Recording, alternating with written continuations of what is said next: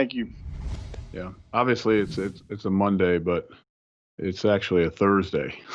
When you're on a short week like we are now, and we got some things from the game, and there's a lot of things obviously we can learn from. And we got the team in.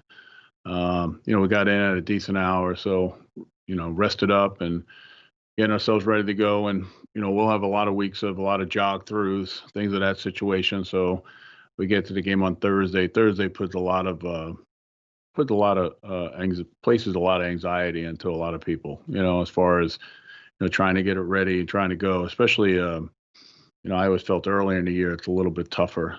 Sometimes in the end of the year, you're dealing with injuries or you're dealing with, getting your team back and healthy, but schematically, you still want to make sure you're doing the things that you need to do to win the game. But, a lot of times early in the year, you don't know, you haven't really settled into a lot of things, but, so that's where we are right now. Thanks, Coach. Let's start with John Reed, and then we'll go to D-Rock. How you doing, Coach? Good. Can you talk about just your success in the red zone over the last two games? I mean, that was a problem a year ago, and it don't seem to be a problem so far this season. Well, hopefully we can keep that consistency going, John. I think that, one of the things, it's kind of like, after the year's over and, I get together with you guys and, obviously with the coaches and everyone else, and we talk about the things that we have to work on. We look at it, as an overall team first, just team stuff that, what we want to do, where we want to go. And then we break it down into all three phases. And, from a standpoint of what we have to do as a unit, schematically, and then what we have to do individually, for certain players. And the red zone was something that, we knew that, we had to do a better job. And, and sometimes you have to address that a couple different ways. Not only is it's scheme, it's matchups, and it's everything. My whole philosophy with the red zone and pretty much everyone's, everywhere I've been has said this. It's things happen so much quicker, it's so much faster, and that's where you really see your completion percentage, your decision making, and your playmakers, really come to the top. And I thought that in the off season with Dave and our scouts and our pro scouts and even college, we wanted to make sure that we were able to get some players, that we felt could come in here and help us there. We wanted to be able to run the football. Obviously that's a key thing in that area of the field. But you got to be able to challenge people, on the outside or in the middle of the field. And right now, we got guys playing at a high level. We've got, we can run it, we can throw it. There's a lot of different things we can do down there, and we feel good about the players that are doing it and confident. And I think that, we've been able to execute. We put in, extra time, obviously, in the limited time we had, we put in extra time. But we put in time, and it's just like anything. I think when you can take an area and focus on it, you have a chance to get better at it. And we just need to keep our consistency up. But I'm happy with the job we're doing there. Thanks, John. Let's go D-Rock, then Hayes. Hey, Doug, how surreal was it to be coaching, playing a game where there was nobody in the stands? Was it weird to hear some of the things that you don't normally hear because of the fan noise and stuff? I mean, I would definitely agree that it was definitely different.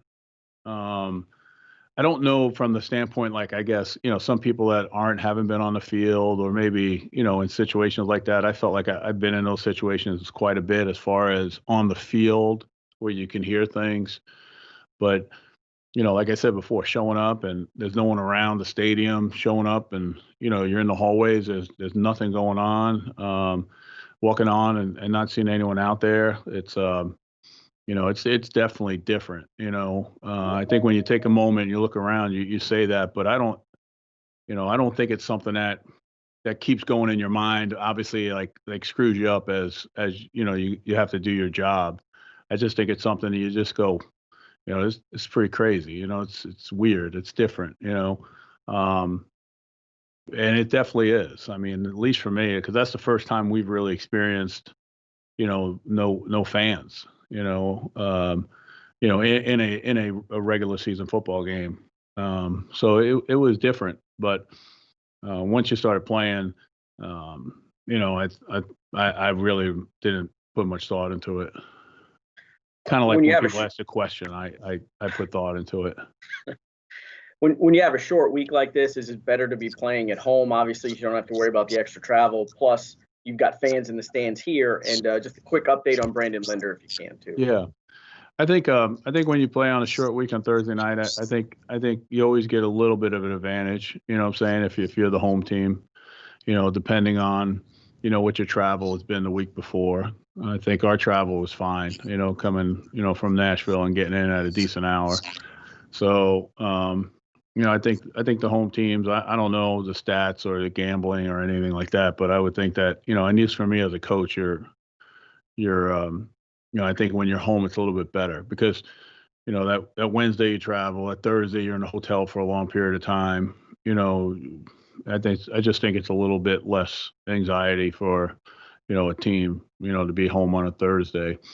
Linda, we got good news last night. Obviously, you know, we didn't know if it was going to be serious or not, so we got good news on it. Now it's just going to be, you know, day by day. He's not going to go on IR, so you know, now we just got to see how it would be on a short week. Thanks, D-Rock. Let's go over to Hayes and then Gene. Doug, how much does Gardner's intelligence help when it's a short week? I think two things. I think, you know, that and experience. You know, Hayes, I mean, you know, you want to. I mean, you can be smart, but if you don't have that experience to go with it, you know, I think anytime you have players that are smart, it's gonna help you. You know, in a short week and even a regular week. I think when you have a bunch of guys that are in tune to what's going on, you know, you can do a little bit more. You can always keep building, you know, keep putting more on the plate or take things out or put more in and have a good understanding of it rather than, you know, sometimes if you don't have that, you try to, you know, tweak things a little bit. But what happens is sometimes you wind up, you know, confusing it rather than saying, hey, listen, we're going to do something different. This is what we're going to do, you know, and getting them to understand it. So, you know, I think it's always good to have players and you know, Gardner's not the only one in there. We have a couple others, a bunch of guys, you know, that are like that. So I think that helps us. And just when they're comfortable in what you're doing, it makes it easier. If they're uncomfortable and you're not having success, you know, then everyone's looking in all different directions. So, you know, we got a long way to go and we've done some good things and we just got to keep building and keep that stuff going. Thanks, Hayes. Let's go over to Gene and then Cassidy. Hey, Doug. You said last week after the Colts game that you thought Myles Jack was the best defensive player on the field. Could you take us back to I don't know what the timeline was, maybe middle of January, late January, where you're discussing your strategy for this year, the process of whether Joe Schobert's availability in free agency caused you to think about moving Myles Jack to weak side, or whether it started with moving Myles and then Joe Schobert talking about him and going after him came later. What was the time and all that? Sure. It you know, afterwards we felt that we had a great advantage. This is the mindset now in January. You know, we thought we had a good advantage of saying, hey, you know what, we've got ourselves a player that can play all three positions, you know, and think that he can play those three positions at a high level. So then it went into, okay, you know, let's look at, you know, free agency, you know, see who was out there in free agency. Then it was, you know, let's take a look at college and see what's there in college and see what the next best step is for us. And then, you know, when we saw Joe, we wanted to go out there and get Joe and then, you know, move Myles back to Will. So, you know, we were trying to get, we feel like at the end we got the best of both worlds. But in the beginning, you know, I don't want to say that, hey, listen, if we couldn't find anyone to play Mike, you know what I'm saying, that, you know, maybe we would have looked for a Will. We just thought that Joe was, you know, such a good player at that position, and then moving Myles back to Will, which is a better position for him, we felt that would benefit our team. I spoke to Miles about that early on, in the process. I said, hey, look, and this is what I'm thinking. This is what we're thinking of doing. I don't want you to hear from anyone else. I want you to hear from me. And he was great. He's like he's like, I'll do whatever it takes, to be a better football team. No problem at all. Appreciate you giving me the heads up, calling. I think he was in Australia at the time when I called. I'm not sure about that. He might, or was just getting ready to leave, but that's how that went.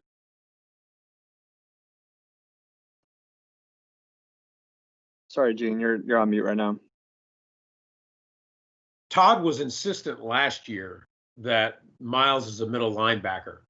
Do you feel like he just felt compelled to say that because, he was going to be at that position the rest of the year regardless? Or do you just kind of feel like Todd felt like that's the position he really saw Miles at for the rest of his career?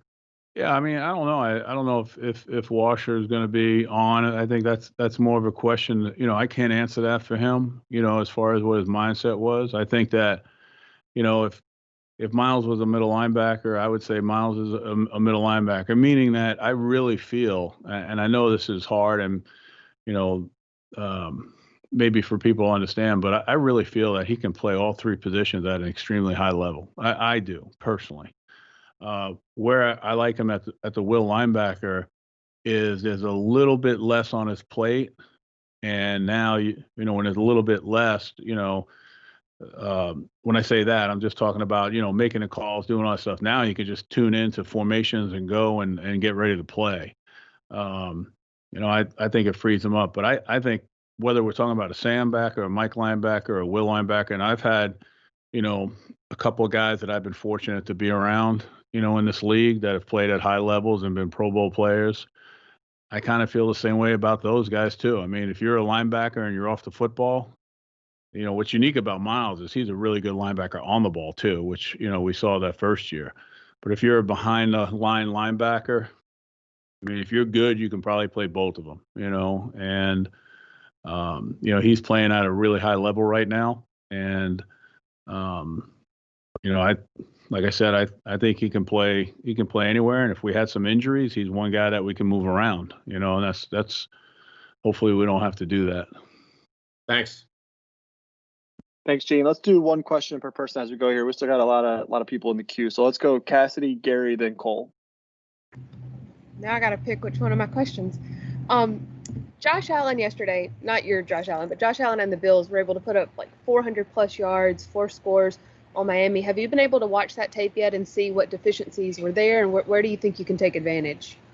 Yeah, I have not gotten that yet. The way I start off is, I usually start off with, a lot of stuff on our team and who's going to be up, who's going to be down, getting ready for the practice schedule. So then I start with special teams, then I go to, defense, and then I save offense for last. So I haven't watched that yet. So I apologize for that.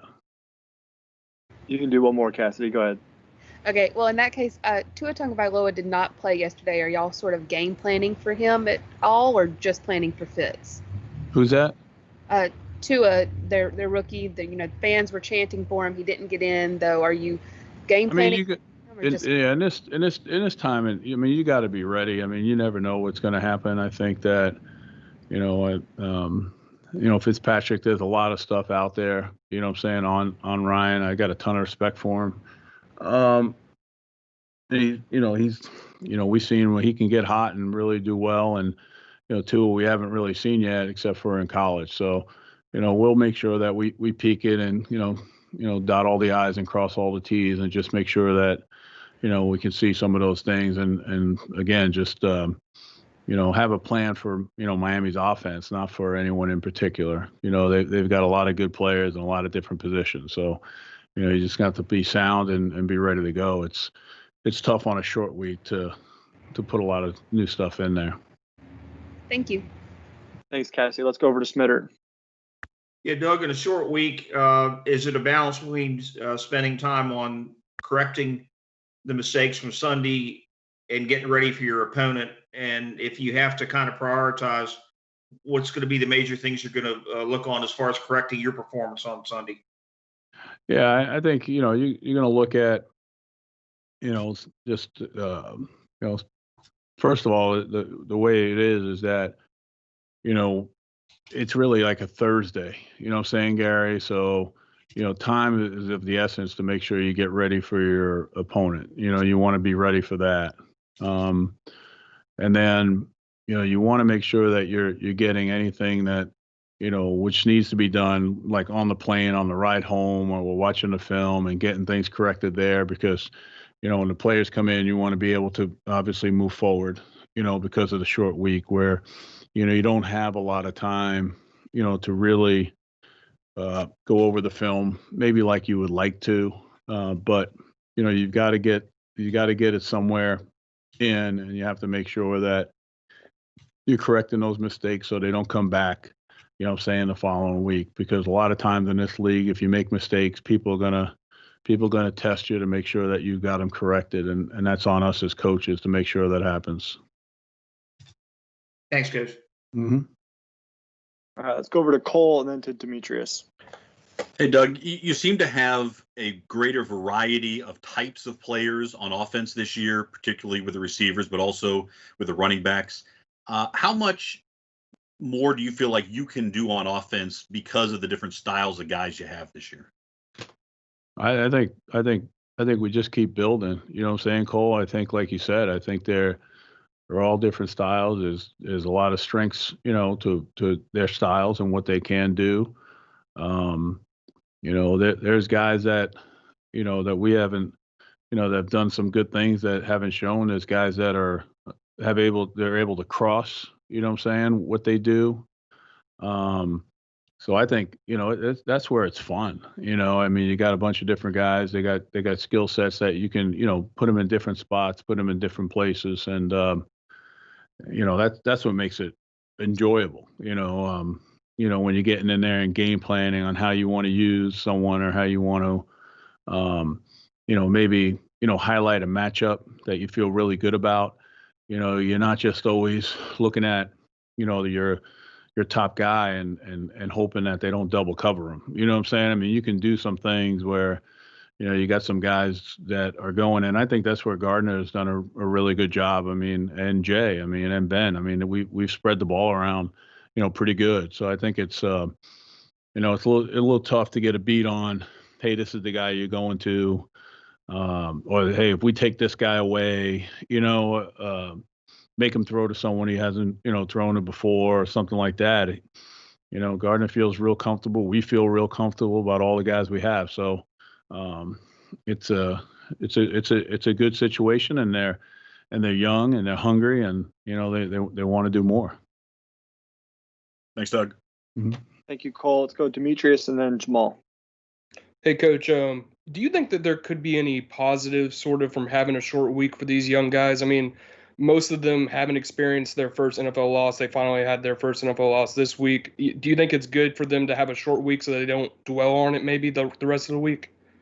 I didn't think of that until, Demetrius, till you brought that up. I think my gut feeling would be probably yes. I mean, or you don't really have time to go back and, get upset at yourself, or, pissed off, or, and the same emotions that we go through as coaches, and, wanting to have plays back or calls back. I think you just got to move on. So I think, I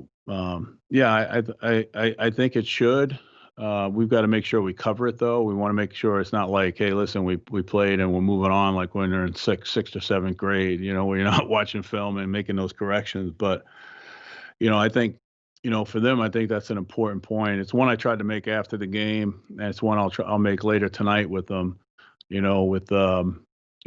listen, we've got to push forward now. You know what I'm saying? We've got to focus all of our attention on, Miami coming in here on Thursday night. Thanks, Coach. Demetrius. Yeah, let's go over to Jamal, then to John Shipley. Hey, Coach. this team has shown a lot of fight. I mean, but through 2 games, you haven't played with a lead for very much. You know, they say with young teams, sometimes guys have to learn how to win. Do you think this team needs to learn how to start games with a lead? Well, I put that more on us, myself and the coaches, to try to get them, getting a good start and doing that. So, I don't think it's going to change the way they play, though. Meaning that, I don't see them having any type of complacency or anything like that if they did have a lead. And obviously we've seen what it's like for them, coming back, especially last week, down 14 points twice, what I'm saying, and coming back from that. So there's a resiliency about them. There's a competitiveness about them. We just got to look to see how we can, help them from a coaching standpoint to put them in better position, in all 3 phases. And then, but I don't see them changing, what I'm saying, as far as what their mindset is of how they take the field or how they play the game. Thanks, Coach. Yep.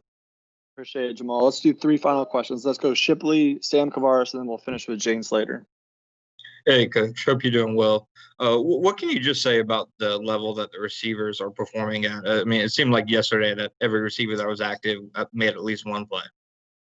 Yeah, I think that, John, that's what I was saying. It's like, I mean, sometimes, you get in there and you rotate them in and you're thinking to yourself, hey, listen, I got to have this guy on the field to do this, certain thing. Or sometimes you might only have three guys that, you really feel comfortable with. Like, hey, well, no matter what, these 3 guys have to be on the field on 3rd down. And, I look at our receiver group and I just say, whoever's out there, I'm good with. I mean, that's me personally. I mean, I feel really confident. I think that, all those guys are playing at a really good level right now. Those guys feel there's a confidence level about them. I think it's a great mix of guys in that room. You have someone like Chris, who's the veteran presence. You have someone like DJ, who's always done things the right way, that worked for it and became a Pro Bowl player. And then, you have these 2 young guys that are really doing well. And you look at what, Keelan's done for us in these past 2 games. He's really played at a really high level, and then, we can't even, a guy like Dede, who we feel really good about, we can't even get him up on the game day roster, So, we knew going in that we were going to have pretty good depth at that position. But at the end of the day, there were a lot of things we liked about some of the younger guys, but excuse me, until you start playing, you really don't know. But right now, all of those guys are playing at a good level, really good level, really, really happy with that. Thanks, Coach. Appreciate it. Yep. Mm-hmm. Thanks, Shipley. Let's go over to Sam Kavaris. Hi, Doug. Hey, Sam. Last couple of weeks, couple of different times you have emphasized that you feel close to this team. Anybody who has ever played anything knows what that means. But could you explain that to people who don't quite understand what that means, and also how a coach could not feel close to his team as you've experienced in the past? Thanks. Yeah, I think when you have a first of all, I think it comes to communication. One of the things I've learned a long time ago is that, I always felt like for me, when I was growing up, I felt, at least to some extent, that I can approach people. Like when I was an assistant coach, I never had a problem going and talking to the head coach. If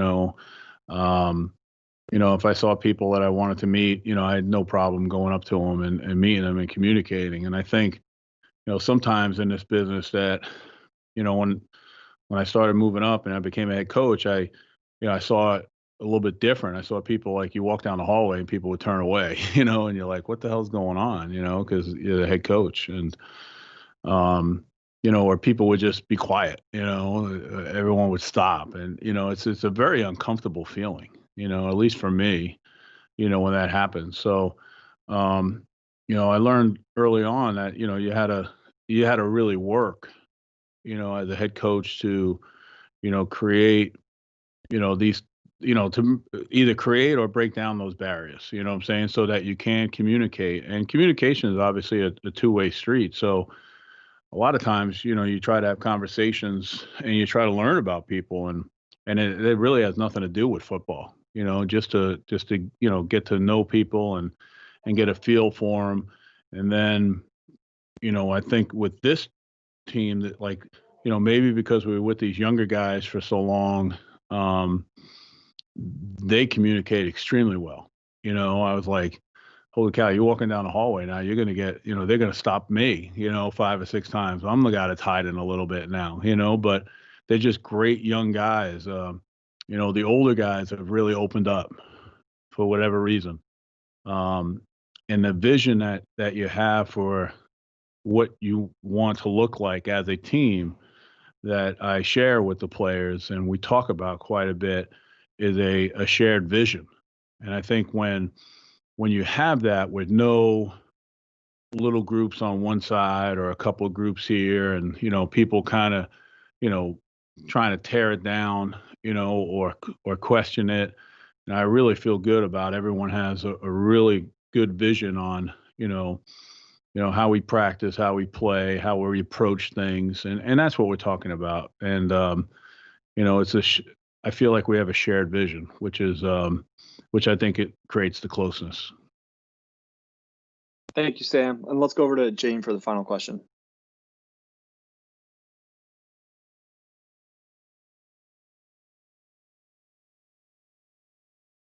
Who I think is still on mute, but I'm not sure.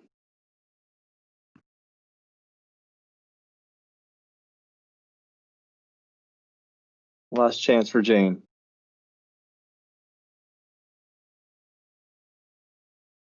All right. Thank you, guys. We'll see everybody tomorrow. Obviously, we got the 2 windows.